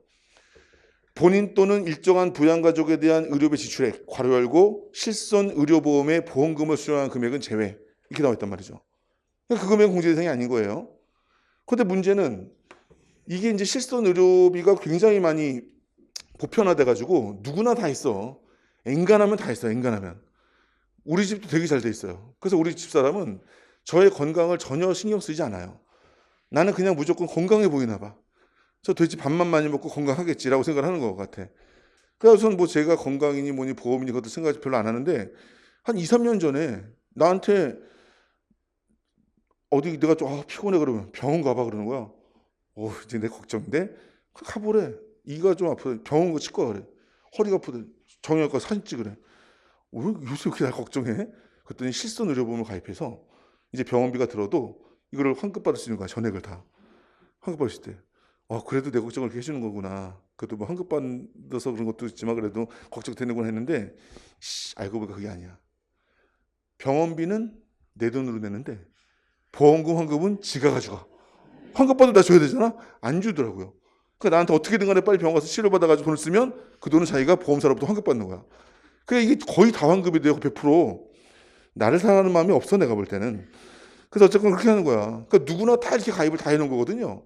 그러니까는 의사들은 더 돈 많이 벌 거예요. 왜냐하면 조금만 아파도 병원 가서 어차피 내 돈 드는 거 아니고 보험금으로 받으니까. 오히려 보험료를 막 지급하고 있는데 병원 안 가면 아까우니까. 조금만 이상해도 병원을 막 가. 다 그 보험금을 받으니까. 그러니까는 이것도 해달라고 저것도 해달라고 보험사들이 못 견디는 거죠. 그래가지고 실손보험의 보험금 지급 기준이 점점 어려워지고 있어요. 이제는. 이것도 안 되고 저거 안 되고 막 이래요. 그러다 보니까 분쟁도 많고 쟁송도 많고 지급 시기도 천천히 막 지연되기 시작해. 이게 그게 지금 현실이야. 그렇다 보니까 예전에는 실손보험 처음 생길 때는 곧바로 영수증 보내면 바로 송금해 줬거든요. 근데 지금 이거는 되니 안 되니 왜 안 되니 분쟁 청구하고 막 이러기도 해. 그래가지고 만약에 2020년도에 아파가지고 의료비를 1,000만 원만큼 지출했어요. 그런데 보험사에다가 실손보험 청구했더니 안 준대. 이거는 대상이 아니래. 왜 안 되냐? 막 분쟁위원회에다가 보험 분쟁위원회에다가 막 제소하고 막 이래가지고 봤더니 나중에 2021년도에 소득세 신고 다 끝나고 나가지고서는 6월 달에 요때 예를 들어서 1,000만 원 중에서 800만 원만큼 보험금 받았단 말이에요. 그럼 이 당시 지출했을 때는 아직 5월 신고 전까지 보험금을 안 받았으니까 1,000만 원만큼 지출한 거에 대한 의료비세 공제 다 받았을 거 아니에요. 근데 그 이후에 저 지출된 의료비에 보험금을 이때 받았으니 결과적으로 다 받은 것 중에서 800만 원만큼은 공제받은 거 토해내릴 거 아니에요. 그럼 결과적으로 얘네들은 공제를 다 받은 거에 대해서 이만큼 추징을 하고 수정신고를 해야 되는데 얘네들은 이 수정신고에 대해서 신고불성실, 납부불성실이 들어갈 수밖에 없단 말이죠. 그렇죠? 근데 이것은 납세자가 일부러 그런 거야? 모르고 그런 거잖아요. 의료비를 지출한 시점과 보험금을 수령한 시점이 다르기 때문에 부득이하게 과세 시기의 차이로 인해 가지고 발생한 그런 과소신고, 그런 과소납부였기 때문에 이 부분은 정당한 사유 100%다 가산세를 면제받는다. 신고불성실도 납부지연도. 알겠죠? 자, 그 내용이 추가가 된 겁니다.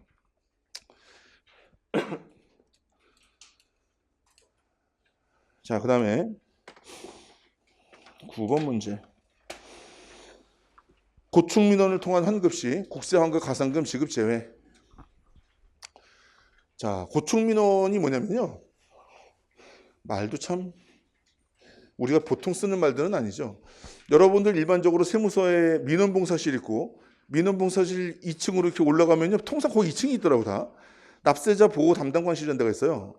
거기 가면은요. 아유 누가 불친절했어요 라든지 나 지금 이거 몰라서 이렇게 했는데 어떻게 구제받을 방법 없을까요? 라든지 이거 어떻게 되는지 절차를 잘 모르는데요 라든지 어쨌건 납세와 관련해서 불편한 사항들을 이렇게 납세자를 보호하기 위해서 이렇게 얘기 들어주고 그에 대한 응당한 처리를 해주고 되는지 안 되는지 판단을 해주고 절차를 좀 만들어주는 이제 그런 위원회가 있단 말이죠.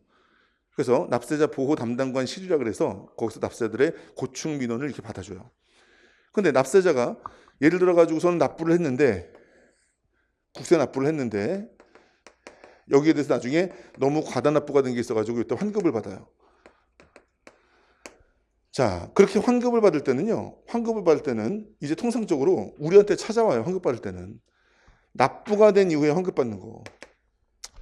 예를 들어서 부가가치세처럼 부가가치세는 납부했는데 환급 받는 거예요? 아니면 그냥 환급 신고로 환급 받는 거예요?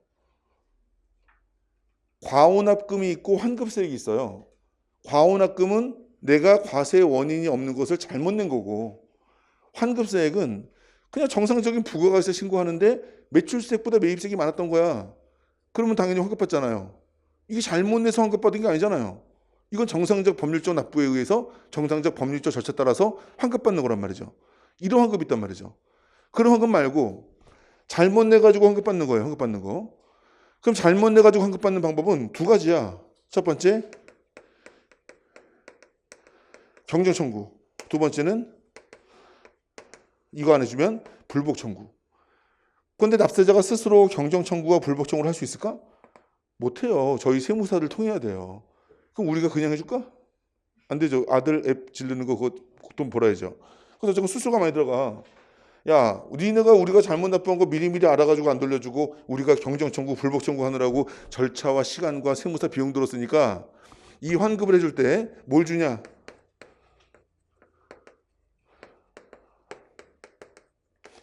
국세환급 가산금 달라는 거예요. 그래서 국세환급 가산금이 지급이 되는 거예요. 그런데 만약에 이렇게 납부를 했는데 돌려받아야 되는데 이제 경정청구, 불복청구를 거치지 아니하고요. 얘가 어디로 갔냐면 이제 납세자 보호 담당관실로 갔어. 거기서 이제 고충민원을 통해서 이제 환급 받아요. 그냥 2층 올라가가지고요. 일단 울어. 소리 질러. 그리고 머리 쥐어짜면서 아우 진상을 부려. 그럼 그쪽에서 엔간하면 해준대. 농담이에요. 어쨌건 고충민원 2층 올라가가지고 엄청 진상을 부렸더니 얘네가 환급을 해준 거야. 그럼 얘는 왜 세무서 가지고선 진상 부려가지고 짜증도 나는데 또 세무사 비용 또 안 들었잖아. 그리고 환급을 해주니까 얘한테는 환급금 이자 주고 싶어 안 주고 싶어? 안 주고 싶었던 것을 법적으로 실현한 거야. 이 새끼를 올라와서 진상 부려가지고 환급 받아가는 건 안 줄 거야. 가 이 규정이에요. 따라서 국세 환급금을 충당하거나 지급할 때 원래는 국세 환급 가산금이라는 환급금 이자를 줘야 되는데 그것은 경정 청구, 불복 청구 등 이러한 판결로 인해서 환급받을 때만 지급하지 만약에 니네가 고충 민원을 통해 가지고 환급받을 때는 이충을 나와 가지고선 진상 부리고선 비용도 안 들이고 환급받은 거니까 니네들 환급 가산금 안 줄 거야 라는 이제 그런 제도가 들어온 거예요. 알겠죠? 자, 그 다음에 10번 10번하고 11번은요 아주 중요합니다. 아주 중요해요. 10번하고 11번을 연결해 가지고 제가 설명을 좀 해볼게요.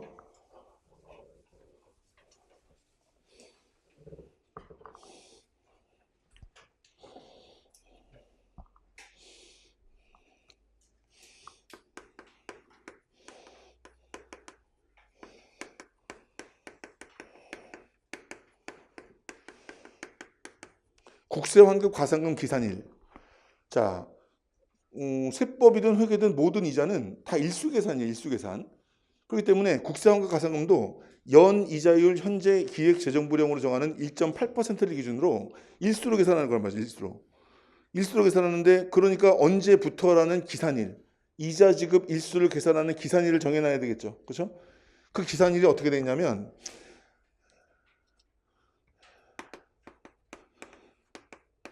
다음 중 어느 하나에 해당하는 날에 다음 날, 그 날에 다음 날부터 기산한다. 그러니까 그날까지 지급하라는 얘기죠. 그렇죠? 안 그러면 그 다음 날로부터 이자를 붙여주겠다. 첫 번째, 과세 원인이 없는데 납부했어. 과원납금. 얘네 같은 경우는 납부일 날 돌려주래요.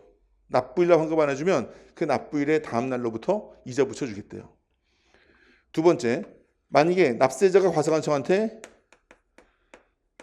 경정 청구라는 환급 청구를 통해 가지고 이렇게 환급이 되는 경우는 그 경정 청구일 날 돌려줘야 되는 게 맞대요. 물론 검토해봐야 되지만 만약에 경정 청구일이 지나가지고 지급됐다 그러면 경정 청구일의 다음 날로부터 이제 이자 붙여주라는 거예요. 근데 만약에 이미 납부한 국세에 대한 감면이 이루어져 가지고요. 국세가 감면됐다면 그렇게 감면이 결정된 감면 결정일 날 돌려주래요. 근데 안 돌려줬으면 그 다음 날로부터 이자 붙여주래요. 네 번째, 법률이 개정됐대요. 법률이 개정돼가지고 내가 이미 납부한 세액에 대하여 납세자에게 유리한 소급표가 적용된 거야. 그래가지고 이미 납부된 것들을 돌려줬대요. 이게 최근에 2014년도에 소득세에서 한번 연말정산 대란이 한번 일어나가지고 그때 납세자에게 유리한 소급표가 한번 있었고요. 종합부동산세에서 납세자한테 유리한 소급표가 한번 있었고요. 뭐 그런 게 가끔 있어요. 그러면은 법률이 개정되면 개정일부터 시행되는 게 아니라 우리 아까 내가 힘들었다는 거.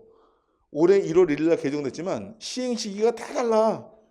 그 법률 부칙에 적혀 있는 시행 시기부터 그 법률은 효력을 발생합니다. 그래서 이자도 언제부터 주는 거냐면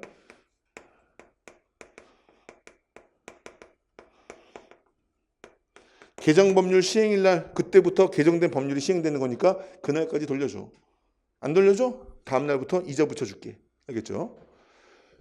그리고 나서 5번 이제 환급신고 등 요것 이외의 것들 환급신고 등 이외의 것들은 이제 신고일 등 일정한 날로부터 30일이 지난 날을 국세환급 가산금 기산일로 해서 요때까지 안 돌려주면 그 다음 날부터 이자 붙여줄게 라고 이렇게 만들어 놓은 거죠. 결과적으로 얘네들은 잘못 낸 거고 얘들은 납세자가 스스로 잘못된 걸 알고 청구한 거고 얘는 이미 냈던 거 감면된 거니까 돌려달라는 거고 법률 바뀌어 소급 적용된 거니까 돌려달라는 거예요. 하지만 얘는 뭐냐면 아까 얘기했던 것처럼 부가가치세 신고할 때 매출수익보다 매입세액이 많았던 거야. 법인세 상반기 때 장사가 잘 돼가지고 중간이나 겁나 많이 했는데 하반기 때 손실 봐가지고 정규법인세 금액이 중간이납세액만큼 못된 거야. 그럼 환급세가 나오잖아요. 기납부세액 빼면. 그런 것들이란 말이죠. 그럼 이런 것들은 신고하자마자 곧바로 환급해 주는 것이 아니라 검토할 시간 30일은 줘야지. 그 환급이 맞는지 틀린지. 왜냐하면 소득세 신고 근로소득자만 1,000만 명이고 사업소득자 합치면 뭐 2,200만인가가 신고가 들어오는데 그걸 어떻게 그날 돌려줘. 30일 정도는 검토할 시간 주고 30일이 지났음에도 불구하고 안 주면 그때부터 이자 붙여주자는 거잖아요. 그렇죠? 이게 지금 현 규정이야. 현 규정인데 요게 삭제됐어요. 왜냐하면 실제 내가 과세 원인이 없는 납부를 요때 했는데 과세관청이 납부하자마자 돌려준 것이 아니라 내가 그걸 나중에 알게 돼가지고 요때 경정 청구했더니 요때부터만 이자 붙여주겠다는 건 말이 안 되잖아. 이때부터 내지 말아야 될 걸 냈던 건데, 그렇죠? 이때부터 돌려주라는 얘기예요. 요 규정 삭제됐어요. 여기 좀 복잡한 내용들이 포함되어 있었는데 삭제돼가지고 너무 마음이 시원해요. 그리고 대신에 이게 없어진 대신에 뭐가 하나 생겼어. 요거 1, 2, 3, 4, 2 외에는 전부 다 30일이 지난 날의 다음 날이었는데 여기 하나가 또 생겼어요. 그 생긴 게 요거는 이제 경정 청구 시에 요게 삭제가 됐다는 얘기고, 그 다음에 11번 환급세액에 대한 국세환급금 기산을 조정하는 게 나머지는 다 똑같은데 세법에서 환급기한을 정한 경우 세법상 환급기한을 별도로 정했대요. 그러면 얘네 같은 경우는 그 환급기한이 지난 날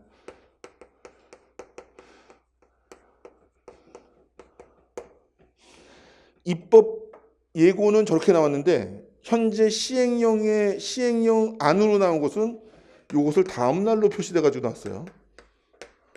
어쨌건 요건 시행령 확정됐을 때 어떻게 표현되나 보고요. 어쨌건 요 날로 바뀐 거예요. 요 날에 하나 추가된 거야. 이 얘기가 뭐냐면 정상적 신고에 의해 가지고 환급을 해주면 30일 정도 검토할 시간 줘라 그랬잖아요. 그런데 우리 부가가치세 조기환급 같은 경우는 조기환급은 일정한 요건에 해당되는 그러한 영세일종 대상자, 사업설비 투자한 자, 또 경영 회생 계획 중인 자들, 이런 자들이 조기환급 신고하면 얘들은 얼마 내로 환급해 주라 그랬어. 15일 내로 환급해 주라고 환급기한을 그 법에서 정하고 있는데 그러면 15일 내로 줘야지. 그것마저도 15일 내로 안 줬는데 30일 지난 날로부터 이자 계산해서 주면은 15일 이내 주라는 의미가 없잖아. 그래서 그렇게 30일이 아닌 다른 날로서 환급기한이 법에 정해져 있다면 그 환급기한이 지난 날로부터 이자 붙여주겠다. 그런 내용이 되는 거죠. 그래서 여기 하나 없어지고 여기 하나 추가가 됐어요. 제가 여러분들한테 뭐라 그랬냐면 이 문구는 너무 복잡하니까 우리 요거만 확실하게 알아두면 요게 아니면 30일이 지난 날의 다음 날이다 라 그랬는데 에이씨 하나 더 생겼어. 근데 요거 생긴 거 식별할 수 있겠죠. 세법상 환급기한이 정해진 경우로 가정한다. 이게 나올 수 있겠죠. 그러면 그때는 30일 더하면 안 돼. 그때는 그냥 환급기한이 지난 날을 기산일로 하는 것이다. 구분되시죠? 자, 요게 10번과 11번에 연결된 이제 그러한 환급 가산금 기산일의 그러한 개정 규정이다. 자, 12번은요. 뭐 크게 중요한 건 아닌데 우리 국세 환급금의 처리가 다 완료가 되면 이제 국세 환급금 송금 통지서를 세무서에서 납세한테 보내주죠. 국세 환급금 송금 통지서를. 국세 환급금 송금 통지서는 무슨 의미라고요? 이 환급금 송금 통지서는 너네들 환급 처리 끝났어 라는 통지예요. 환급 처리 끝났어. 근데 이러한 국세를 환급받는 방법은 두 가지다. 현금 지급 방식과 계좌이체 방식. 통상적으로 계속해서 신고를 하는 사업자들의 경우는 애당초 신고에다가 나중에 혹시 환급액이 나오면 요 계좌로 써주세요 라고 환급금 계좌 신청 등록을 해요. 그럼 나중에 환급금이 나오면 과세관청은 물어보지도 않고 계좌 등록 신청된 그 계좌로 이렇게 쏴준단 말이죠. 그런데 만약에 양도세라든지 상속세, 증여세처럼 사업자들이 아닌 그냥 평생 한 번 나올까 말까 세금을 발생시킨 사람들은 나중에 환급받을 게 있다면 계좌 등록이 안 되는 상태니까 현금으로 받아야 되겠죠. 그러면 그자 집에다가 국세 환급금 송금통지서 보내줘요. 보내주면 그 송금통지서 안에 국세 환급받을 수 있는 권리증서가 들어가 있어. 이거를 채신과서라든지 세무서에 제시하고 현금으로 받아가는 거예요. 알겠죠? 근데 어쨌든 과거에는 이것이 현금 지급하든 계좌이체 방식으로 지급하든 간에 국세 환급금 송금통지서는 무조건 보내줬거든요. 그래가지고서는 여러분들 통장에 문자 오잖아. 돈 들어오면. 오늘 통장에 환급금 들어왔다고 여러분들 관할세무서에서 문자가 찡 들어와. 그러면은 한 2, 3일 있다가 집에 편지 한 통 와요. 국세 환급금 송금 통지서. 그러니까 여러분들한테 송금하고 그 국세 환급금 그 통지서를 발송하는 거란 말이에요.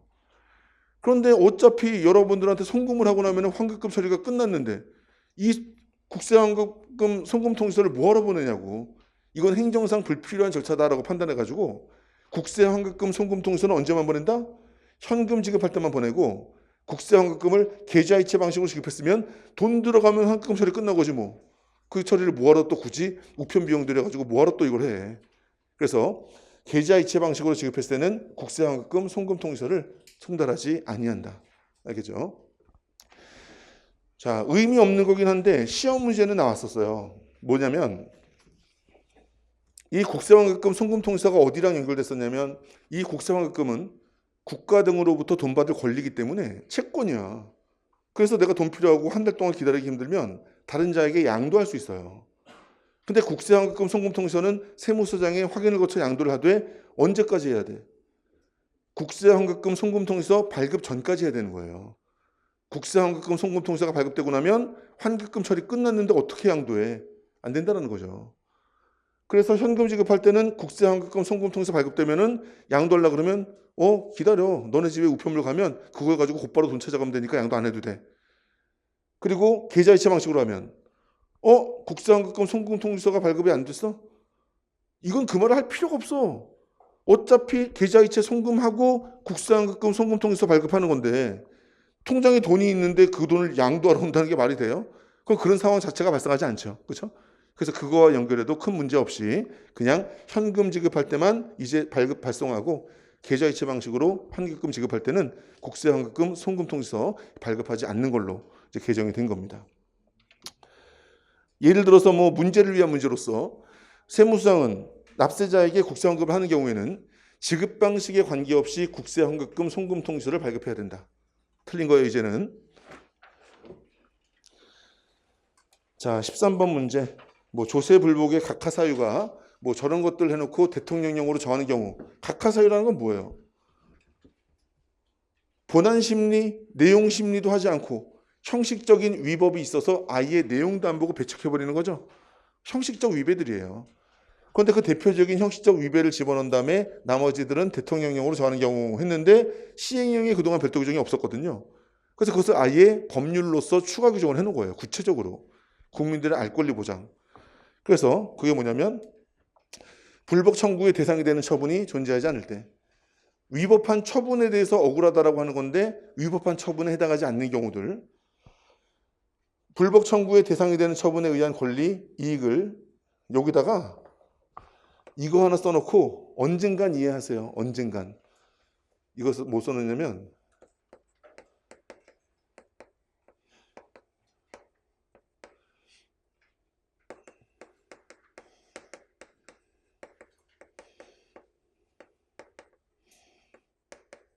개인이 소득금의 변동 통지를 받고 이 승질이 나가지고 불복 청구를 했어요. 그러면 각하해. 지금 이 말이 뭔지 아는 사람은 공부를 상당히 열심히 한 사람이고 이 말이 뭔지 모르는 사람은 굉장히 인생을 행복하게 살았던 사람이고 그래서 이 말을 알 때까지 공부를 하세요. 나 설명 이거 못해 지금. 이런 것들이 이제 요 대상의 각하사유 등에 해당해요. 하나만 더 얘기하면 법인에게 보내는 소득금의 변동서는 그러면은 불복 청구 대상이 돼. 하지만 얘는 안 돼요. 자, 그 다음에 불복 청구의 대상이 되는 처분이 있어. 위법부당한 처분을 했어. 근데 내가 그냥 기분만 나쁘지 손해본 게 하나도 없어. 그러면은 억울하다고 뭐 하는 거야? 뭐 상담받자는 거야? 뭐야? 이거는 뭐 불복 청구 대상이 안 된다는 거죠. 뭐 해달라는 거야 도대체? 에? 사과하라는 거야? 대리권이 없는 자가 대리인으로서 불복 청구를 하는 경우 불복 청구의 당사자, 청구자 적격이라고 그래요. 그러면은 이 위법 부당한 처분 또는 필요한 처분을 받지 못하여 권리나 이익의 금전적 침해를 받은 자 그런 자가 이제 청구해야 되는데 그 자가 아니라면 이해관계인도 청구할 수 있어요. 그리고 법정 대리인도 청구할 수 있어. 근데 내 사랑은 청구할 수 없어. 내가 사랑하는 사람한테 위법부당한 처분을 해서 그 애인이 할 수는 없어. 옆집 아저씨도 안 돼. 엄마도 안 되고 아빠도 안 돼. 여기 열거된 자만 가능하기 때문에 어쨌든 대리권 없는 자가 청구하면 뭐야 얘 각하. 알겠죠? 이런 사유까지 이제 구체적으로 열거가 된 것이고 자 이와 더불어 가지고 조세심판원에서 심판 청구를 받으면 조세심판원장은 토스해 주죠. 누구한테? 주심 한 놈, 배석 두 놈, 세 놈 묶어가지고 조세 심판관 회의를 구성한 다음에 이제 거기다가 이렇게 이제 심판 청구권을 이제 배정시키는 거예요. 그러면 3명 이상이 모인 조세 심판관 회의에서 이걸 보고서는 이제 과반수 이상의 의결로 이제 투표를 해야 되는데 딱 보니까 이런 거야. 아주 경미한 거야. 아무것도 아닌 거야. 이걸 뭐 세심 어림없다 가지고 과반수 이상의 결의를 결정을 해. 이거 그냥 주심 조세 심판관 혼자서 단독 심리해도 되는 거죠. 그렇죠? 그 단독 심리해도 되는 사유에 저런 것들이 있었는데 여기다가 각하 사유가 구체화되면서 이 각하 사유에 해당하는 그 많은 것들도 주심 조세 심판관 혼자서 단독 심리할 수 있는 이제 그러한 이제 사유로 추가가 되었다. 자, 15번은 세모표. 요거는 뭐 그 많은 사유를 몰라도 되고요. 그냥 통합조사 원칙이지만 예외적으로 특정 세목 조사도 할 수 있으나 이러한 경우에는 특정 세목도 아니고 요 기간에 요거래만 살짝 부분만 조사할 수도 있는 이제 그런 내용이 우리 국세기본법에 납세자의 권리에 규정되어 있는데 그 많은 사유 중 또 하나가 추가됐다라고 보시면 돼요. 이거 뭐 우리 시험과 직접적으로 관련 없고요. 자, 마지막 탈세 제보 포상금. 자, 요것도 상당히 의미 있죠. 여러분들 뭐 탈세 포상금 한번 네이버 한번 검색해 보세요. 그게 뭐 몇백억이 그냥 그동안 몇백억이 탈세 제보 포상금으로 지급됐다. 몇백억이 지급됐으니까 몇천억이 회수가 됐겠죠. 탈세 신고로. 그렇죠? 그래서 이것이 어쨌건만 뭐 체납자들의 어떤 체납세액을 징수하는데 상당히 기여를 하고 있다 판단해가지고 자꾸 이 제도를 확대시키려고 정부가 노력 중이야. 확대하는 게 좋은지 안 좋은지 모르겠지만. 자, 그런데 종전까지는요. 탈세 제보 포상금 지급금액 기준이 탈루세액 기준이었어. 탈루세액. 제가 세금을 10억 탈루했어요 라고 신고하면 10억 원 탈루세액 곱하기 이러한 일정 유를 곱해가지고 포상금을 지급하는 거예요. 그러니 10억 원이 완납되기 전까지는 포상금을 못 받는 거야. 그러니까 10억 원이 완납될 수 없는 경우가 대부분이겠죠. 그러면 10억 원이 완납될 수 없는 사유더라도 4억 원만 징수했다 할지라도 나중에 4억 원 징수금액 이후에 얘가 더 이상 굴복할 수 없거나 제척기간 지났거나 하는 그런 세월이 다 지나야 그 4억 원에 대한 포상금이라도 받을 수 있게 되는 거죠. 그래서 일반 원칙이 탈루세액이 완납이 돼야지 포상금이 지급되다 보니까 이 뭐야, 신고한 지 지금 1년, 2년 지났는데도 지금 포상금을 안 줘. 그럼 답답하잖아요. 그러면 포상금 탈루 신고의 유인이 떨어지는 거야. 그래서 탈루세액을 기준으로 계산했던 포상금 지급금액을 바꿨어요. 납부된 금액을 기준으로 계산해. 10억 탈루를 신고했다 할지라도 2억 원만 납부했다 그러면 납부된 2억 원에 대해서 일단 먼저 지급해. 그 다음에 3억 원 들어오면 그때 또 지급해. 이렇게 납부세액 기준으로 지급하기 때문에 조금 더 적시적이고 조기 지급이 가능해졌겠죠. 그러니까 탈루세액의 신고 유인이 더 높아진다. 그래서 이러한 7가지의 포상금 제도 중에서 첫 번째, 탈루세액 신고에 대한 포상금은 이제 탈루세액 기준으로서 포상금 지급하지 않고 탈루세액 중 납부된 금액을 기준으로 그때그때 적시적으로 지급하는 그런 방식으로 개정되었다라고 보시면 돼요. 그래서 예전에는 포상금 지급 시기도 특정하게 신고에 대한 효과가 나타난 날이 속하는 달에 말일로부터 2개월 이내였는데 지금도 2개월 이내예요. 근데 옛날에는 이 복잡한 것들이 다 끝나야지 포상금이 지급됐는데 이제는 포상금 어떻게 되냐면 납세자가 납부할 때마다 그 체납자로부터 납부를 받으면 요 납부를 받았으니까 포상금 신청하라고 통지가 와요. 세무서에 통지가 와. 그러면 그 통지서상 날짜에 맞춰가지고 납세자가 포상금 달라고 신청해. 그러면 그 신청일이 속한 달의 말로부터 2개월 이내에 지급을 해주겠다는 거예요. 그래서 여기 나온 내용이 국세청장은 부가처분이 확정되고 탈루세액이 납부되면 그 부분 납부를 할지라도 이제 납부가 됐으니까 절차 따라서 신청하세요 라고 통지해. 그러면 그 통지 받고 나가지고 납세자가 신청해. 그러면 신청한 날이 속한 달의 말로부터 2개월 이내에 포상금 지급해. 조금 더 빨리 조속하게 편안하게 지급될 수 있는 절차적 규정을 마련한 것이다. 알겠죠? 포상금 신고를 하게 되는 그 유인이 훨씬 더 강화되겠죠. 자, 여기까지가 국세기본법에 대한 개정 내용입니다. 알겠죠? 자, 우리 10분만 쉬었다가 이제 국세징수법, 부가가치세법 이어가지고 두 번째 시간에 보고 세 번째 시간 법인세, 네 번째 시간 소득세 이렇게 해서 한 6시 반쯤 끝내도록 할게요.